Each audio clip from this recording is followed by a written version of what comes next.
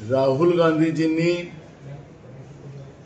जो एक लेख लिहून काही मीडियामध्ये जो प्रसिद्ध झाला आणि त्यांनी म्हणाले की महाराष्ट्राच्या विधानसभेमध्ये मॅच फिक्सिंग झालेलं होतं आणि त्याला निवडणूक आयोगाने उत्तर द्यायचं होतं, पण भाजपचेच अंधभक्त ज्यांनी लोकशाहीचा घात केला, लोकशाहीचा खून केला आणि ज्यांनी जनतेशी बेईमानी केली ते जे सत्तेत बसलेले आहेत ते राहुल गांधीजीवर तुटून पडले।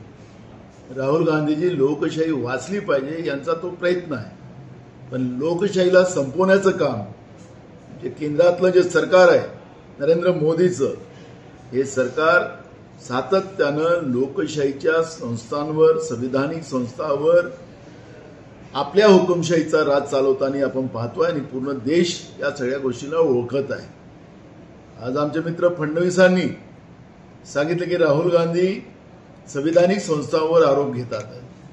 माझा प्रश्न आहे फडणवीसांना आणि भाजपला की पहिलं जेव्हा महाराष्ट्राच्या सरकारचं अधिवेशन नागपूर इथं झालं त्यावेळेस फडणवीसाला कोणीच प्रश्न विचारला नव्हता।